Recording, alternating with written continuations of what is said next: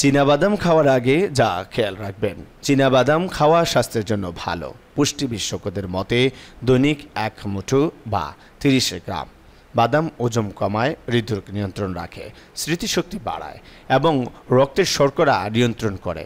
চীনাবাদামে নানা রকম খনিজ, প্রোটিন ছাড়াও রয়েছে গুড ফ্যাট, কিন্তু বেশি পরিমাণে খেলে হতে পারে উল্টো ফল। চীনাবাদামে প্রচুর পরিমাণে ক্যালোরি থাকে।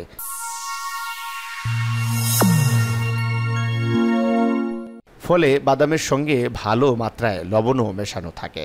লবণ মেশানো বাদাম রোজ খেলে শরীরে সোডিয়ামের মাত্রা বেড়ে যেতে পারে, যা থেকে রক্তচাপের মাত্রা বেড়ে যাওয়ার ঝুঁকি থাকে। যাদের অ্যালার্জি সমস্যা রয়েছে তারা বাদাম খেলে নানা রকম সমস্যায় পড়তে পারেন। কখনো কখনো তা মারাত্মক হয়ে উঠতে পারে।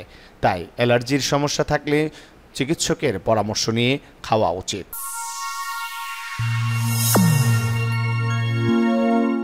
শরীরে ইউরিক অ্যাসিডের সমস্যা থাকলে চীনাবাদাম খাওয়া এড়িয়ে চলা শ্রেয়। এতে রয়েছে প্রচুর পরিমাণ প্রোটিন এবং ফ্যাট, যা ইউরিক অ্যাসিড আরও বাড়িয়ে দিতে পারে। ফলে ইউরিক অ্যাসিডের সমস্যা থাকলে চীনাবাদাম না খাওয়াই ভালো। তাছাড়াও কিডনি, লিভার, আর্থাইটিসের সমস্যা থাকলে বুঝে বাদাম খাওয়া উচিত। যে কোনো বাদামই স্বাস্থ্যের জন্য ভালো। যেহেতু চীনাবাদামে ফ্যাট রয়েছে, তাই নিয়ন্ত্রিত পরিমাণে খেতে হবে। আমেরিকান হার্ট অ্যাসোসিয়েশনের তথ্য অনুসারে 6-7 গ্রাম বাদাম সপ্তাহে 4 থেকে 5 দিন খাওয়া যেতে পারে। তবে কারো অ্যালার্জির সমস্যা থাকলে চিকিৎসকের পরামর্শ নিয়ে খাওয়া প্রয়োজন।